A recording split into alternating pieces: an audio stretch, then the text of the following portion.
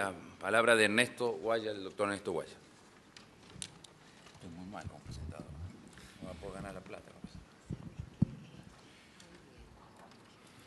Señores miembros de estas jornadas de la magistratura,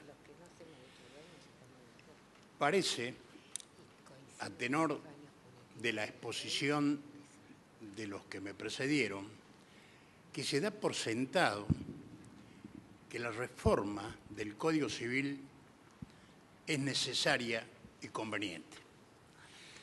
Yo creo, en cambio, que para pronunciarnos sobre si es necesaria y conveniente, se debe primero examinar tres cuestiones de importancia.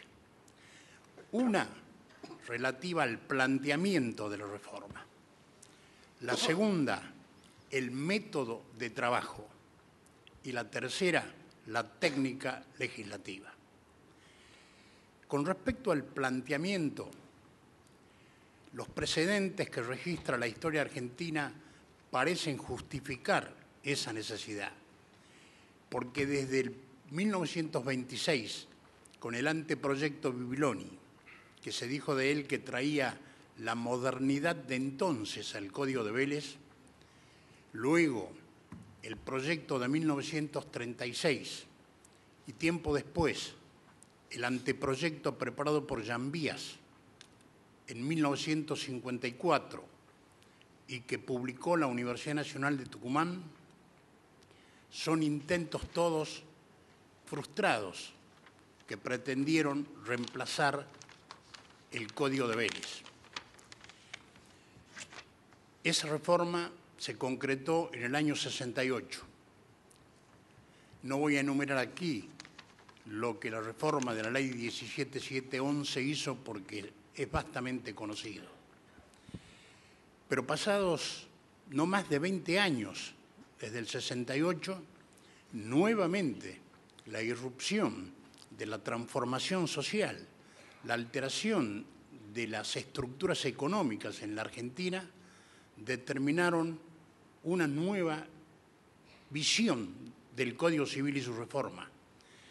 Por eso se sucedieron desde 1987 4 proyectos. El del 87, llamado de unificación, que fue aprobado por ambas cámaras y pasó al Senado, pasó al Poder Ejecutivo para su promulgación y fue vetado allí por el ministro Domingo Cavallo. Ya prácticamente era ley ese proyecto, pero porque contenía normas indexatorias o que permitían la actualización, como esto chocaba de frente con la ley de convertibilidad vigente entonces, fue vetado. Lo siguió el proyecto de 1993 de la Comisión Federal de Juristas, luego el proyecto también del 93 de la Comisión formada por decreto 468 del 92 y finalmente el proyecto de 1998. Y así llegamos hasta febrero del 2011, donde se dicta por el Poder Ejecutivo el decreto 191-2011 que designa la comisión reformadora que está trabajando actualmente para la reforma, actualización y unificación de los códigos de derecho privado. Todo eso indica que aquí esa reforma es un reclamo centenario. Pero como una reforma, un nuevo código, debe tener legitimidad cultural basada en la aceptación de la sociedad a la que va a regir, es fundamental tener en cuenta qué es lo que se va a reformar y cómo se va a reformar. Yo sé que va a haber voces que van a decir que posiblemente no sea conveniente una reforma total, sino solo tomar el viejo código y tocar aquello que haya que tocar. ¿Por qué tirar a la basura 100 años de jurisprudencia y doctrina clásica en la Argentina? Y no me imputen el ser conservador, pero esta es una idea que puede aflorar en este debate.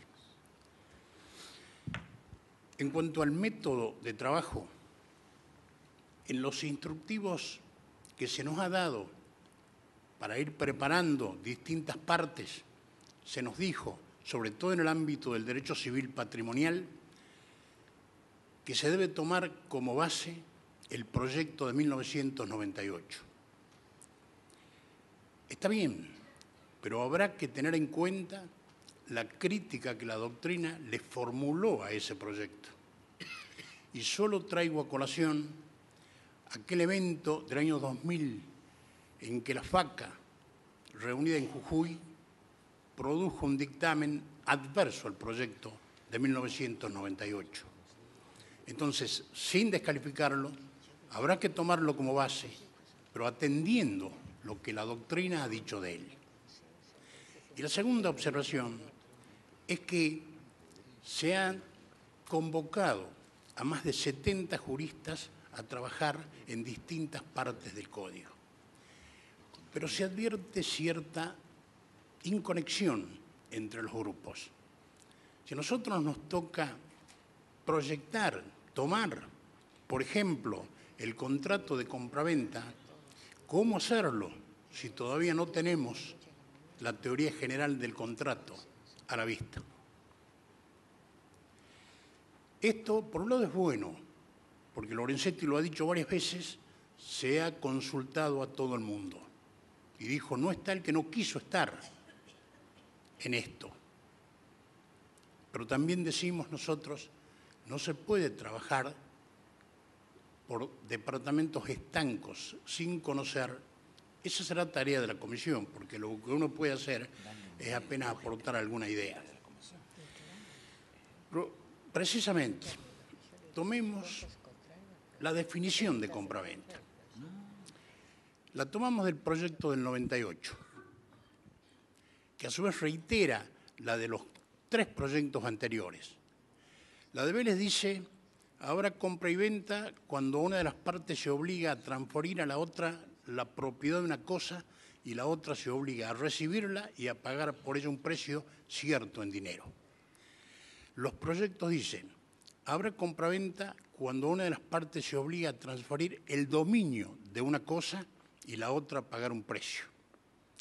Las diferencias son que cambia la palabra propiedad por dominio, al tiempo que suprime el adjetivo cierto adosado a precio. ¿Está bien eso? Cambiar la palabra propiedad, cuyo sentido es más amplio, produce este efecto. Queda restringido el objeto de la venta al dominio.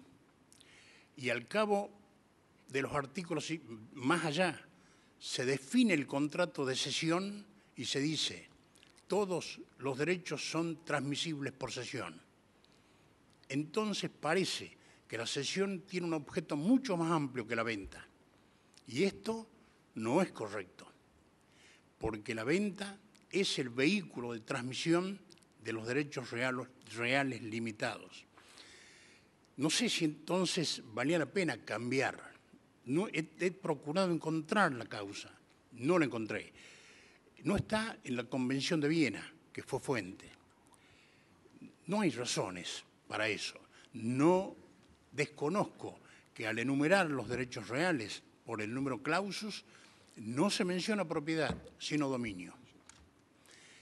Y con respecto a lo de precio, a lo de cierto, el argumento para la supresión de lo cierto es que, como se trata de un código que unifica, las compraventas mercantiles de empresa no se celebran con un precio determinado al tiempo de la celebración, sino que esto queda librado a ciertas cuestiones de mercado, de valor en puerto, etcétera, y por lo tanto el contrato tendría que tener un precio cierto al celebrarse y dificultaría el tráfico. Esto olvida lo que la doctrina señaló largamente. Precio cierto no implica necesariamente que deba haber un monto determinado en la celebración. Basta que las partes prevean el mecanismo para determinar ulteriormente ese monto. Y estamos ante un precio cierto. No había, pues, necesidad de suprimirlo. Pero eso no es lo más importante. Como explicó muy bien Lili Flá, el proyecto propone, en la parte general de los derechos reales, modificar el sistema de transmisión de los derechos. Quiere suprimir la tradición como medio traslativo e implementar la inscripción registral como modo constitutivo. Esto, de concretarse, tiene necesariamente que incidir en la definición, porque aquí en la definición de los proyectos se habla de transferir la propiedad o transferir el dominio, porque se está pensando en la entrega, a tal punto que luego en los mismos capítulos de la compraventa se le da especial importancia a la entrega. No hay alusión alguna a la transmisión, vía por constitución en el registro. Habrá que mencionarlo. Una mirada de hecho comparado muestra que en otras definiciones se habla de obligación de entregar la cosa y de transferir la propiedad, como cosas distintas. ¿Y por qué no incluso decir que el vendedor se obliga a transferir la cosa por tradición o por inscripción registral, según la naturaleza del bien que se venda? Esto, por un lado, porque, como también dijo Lili, en Tucumán, las Jornadas Nacionales de Derecho Civil de septiembre declararon por mayoría la inconveniencia de reemplazar el sistema. Y nosotros adherimos a esa posición de inconveniencia, porque si se le va a dar a la inscripción carácter constitutivo en la transmisión inmobiliaria, se nos ocurre que puede presentarse, y creo que lo reconocen los autores de esta parte del anteproyecto, en los fundamentos, puede haber venta con título, y ese título, que sea la escritura, inscripto, y puede haber mutación real de la propiedad sin entrega. O sea que acá se fabrica un conflicto con aquel que esté en poder de la cosa. Y eso, según el mismo anteproyecto, vulnera la definición propia de derecho real, que habla de poder que se tiene sobre la cosa. ¿Y cómo haber transmisión por inscripción sin entrega? Se es propietario sin tener el poder sobre la cosa. Y por otra parte, en lo que me concierne, eso sería factible si al mismo tiempo se le da al adquirente por boleto una enérgica protección. Enérgica protección. Quizás no basta declarar que los boletos son pasibles de inscripción en los registros. No se resuelve el problema. El nudo gordiano de la cuestión del boleto inmobiliario sigue vigente. ¿Cuál es ese nudo gordiano? Nadie aquí admitiría lo que alguna vez nosotros dijimos, siguiendo a Borda o con Borda, de que el boleto es título. Todo el mundo dice que el boleto es promesa y por lo tanto tiene una naturaleza bifronte. Por un lado, es una compraventa nula por defecto de forma y por otro, una promesa válida de escriturar. Pero si es una compraventa nula, la consecuencia es que genera obligaciones naturales de entregar la cosa y pagar el precio. Porque esa es la consecuencia de aquellas obligaciones que nacen de actos a los que les falta la forma de validez que la ley impone. Por eso, en el proyecto de 1993 de la Comisión Federal de Juristas, nosotros elaboramos, porque me tocó integrar esa comisión también con el maestro Mosetti Turraspe, un artículo, junto con Jorge Alterini, que decía: las obligaciones nacidas de un boleto de compraventa son civilmente exigibles. Y entonces rompíamos el nudo gordiano del asunto. Yo estoy repitiendo aquí lo que Fernando López de Zavalía, un gran defensor de la escritura, y diríamos que siempre probó, demostró y predicó el carácter de promesa de los boletos, admitía que esa era una solución. porque si no los jueces no se atreven capaz, yo he sido juez civil prácticamente toda mi vida, desde que me recibí, a firmar una sentencia que le niegue a aquel que compró por boleto, construyó su casa, pagó el precio, a no darle validez de venta a ese boleto. Y los problemas de la oponibilidad respecto de terceros, del embargante anterior, posterior, de otro adquirente. Acá está en juego, señores, el derecho a la vivienda propia, que también tiene el rasgo de un derecho humano. Y si, como se dijo en los principios generales, en los fundamentos, la reforma debe incorporar el contenido de los tratados internacionales sobre derechos humanos, esto tiene que estar presente. Y no solo eso, en aquel proyecto del 93 se hacía oponible la posesión por boleto a todo interesado, incluso de buena fe, siempre que tuviese alguna de las publicidades admitidas en este código.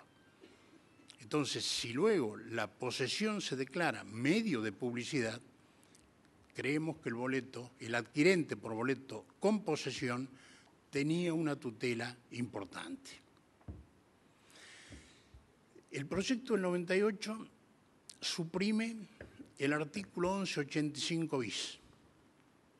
Es decir, que aquel artículo que tornaba oponible el boleto al concurso quiebra del vendedor no aparece en ese proyecto.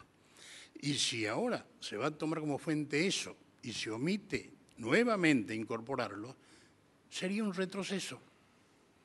Porque acá se trata de darle al adquirente por boleto una oponibilidad farencial, que es esa, y una oponibilidad no farencial. No es necesario que el vendedor esté en concurso para que el adquirente por boleto pueda oponer su posesión. Entonces, eso, en la tarea que se me ha encomendado, lo vamos a incorporar. Vamos a ver qué, porque no se me escapa, que acá se trata de unificar. Entonces, también hay que darle cabida a los contratos de empresa. También.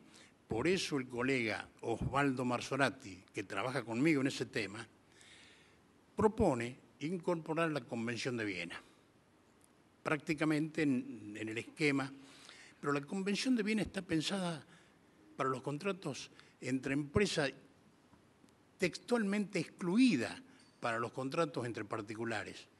Y así como no hay que negar que si se unifica hay que darle cabida a los contratos de empresa, tampoco se puede olvidar que el Código Civil ha sido siempre y debe seguir siendo el código del hombre común, el código que rige la vida cotidiana del hombre común. No puede convertirse entonces en el código de empresas.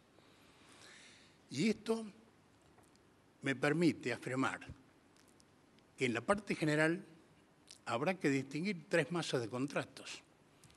El paritario o negociado, clásico, que se asienta en esos pilares que todos conocemos: consentimiento, prestado libremente, fuerza obligatoria del contrato, autonomía de la voluntad y efecto relativo, pero solo para el contrato paritario.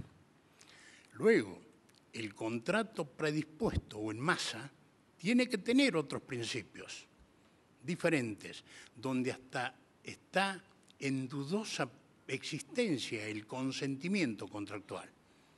Porque ¿cómo puede ser producto de la autonomía común un estatuto preelaborado por la empresa? Hay que buscar el equilibrio, estoy de acuerdo, pero esto tiene que tener otros principios. Se me ocurrió incluso en el proyecto de 1987, el artículo 1197, que es el ariete de donde está la autonomía de la voluntad y que dice, les recuerdo, las convenciones hechas en los contratos forman para las partes una regla a la que deben someterse como la ley misma. El proyecto del 87 le agregaba, después de ese párrafo, una coma que decía, y siempre que las circunstancias existentes al tiempo de su ejecución sean las mismas que existían al tiempo de su celebración. Adoptaba la teoría de las bases del negocio. La alteración de circunstancias ponía en duda el cumplimiento. Eso generó un revuelo, con eso se terminaba el contrato y se terminaba el paritario. Entonces está bien que se suprimiera. En el contrato paritario o negociado, lo pactado por las partes sigue siendo ley. Pero la verdad que ese agregado no estaría mal llevarlo a los contratos predispuestos. Porque allí esa regla tutela a la parte débil, a la parte frágil, al necesitado de tutela, no a la empresa, que es esa la tónica que supongo debe tener la teoría general del contrato. Y además, la función social. Me contó Jorge Mosset que lo propuso y que esa idea fue rechazada. Porque se piensa que declarar, como lo hace el artículo 421 del Código Civil brasileño, por ejemplo, que el contrato cumple una función social, le daría argumentos a algún poder ejecutivo de turno a dar pie a una política de intervencionismo, como sería, por ejemplo, la prórroga de las locaciones, como ocurrió en el pasado, o la suspensión de los contratos determinados, o la modificación por ley de ciertos contratos, etc., bajo el pretexto de la función social. Yo creo que eso no es así, porque no es necesario que esté una cláusula en el código para que un poder ejecutivo obre con ese intervencionismo. La prueba más cercana está en el 2002, donde porque la emergencia lo exigía, el Estado, cual mano ajena, introdujo sus dedos en los contratos y cambió la moneda pactada, cambió todo.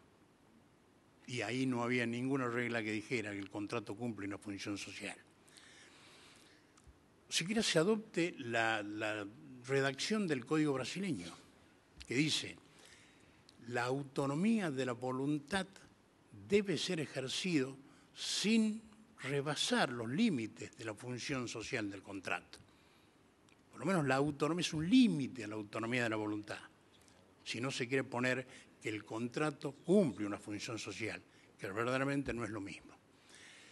Y eso tiene una escuela de gran prestigio, es lo que enseñaron Luis Díaz Picasso en España, Emilio Betti en Italia, no es una cosa inventada aquí. Doctor, hemos superado el tiempo reglamentario, lamentablemente. ¿Tiene un minuto? ¿Un minuto? Sí, sé dónde es. Bueno, reivindicar eso. El código es el código que rige la vida cotidiana del hombre común. Y debe seguir siendo eso.